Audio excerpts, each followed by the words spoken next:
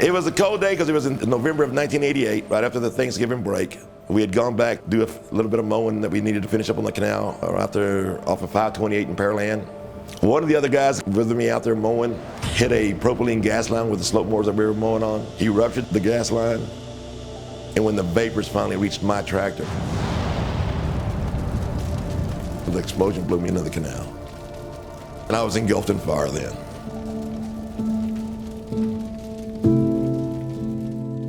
I was burned over 70% of my body, 3rd degree, with very bad inhalation burn, meaning my lungs were burnt.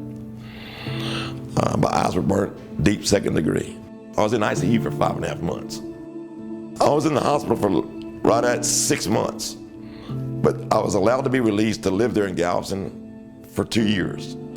So I went back to the hospital every day for almost 2 years. And luckily my dad went to school with a gentleman that was a city judge here in Houston. He knew of Mr. O'Quinn and Mr. Laminack and got them to get in touch with my dad, my mom and dad. They were pretty much being told I was gonna die.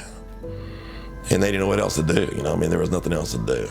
The case is fairly simple. Pipeline company was Phillips. Didn't mark their pipeline right away. And it was hit by a boom mower, caused a natural gas leak, exploded. The burn's horrible, and it's still emotional. It's still something that tugs at your heart. But it's great to see him getting along.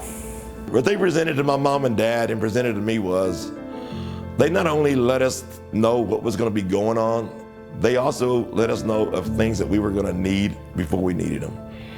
And so they lined up a lot of things to where he's gonna need this next, he's gonna need this next, to where when we got there, it wasn't commotion. Everybody's scared. Nobody knows what's gonna happen. It's all up in the air, and it's the first time they'd ever been involved in anything like this. That took a lot of stress off me, off my mom and dad, to where all I had to do was get well. Get well, get through it. We got you covered here.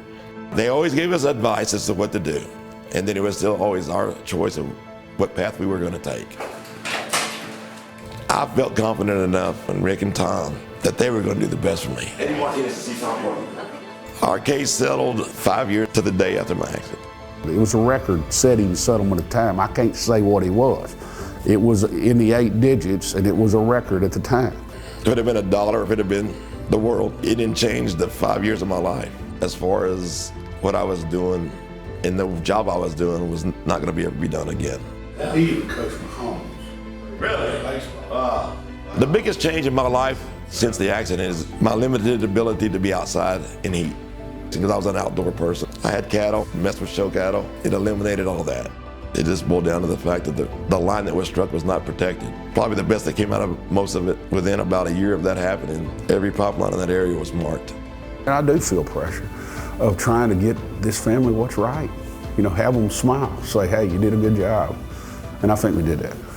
I'll never forget Rick and Tom and all these guys ever for what they did. And that says more to me than anything.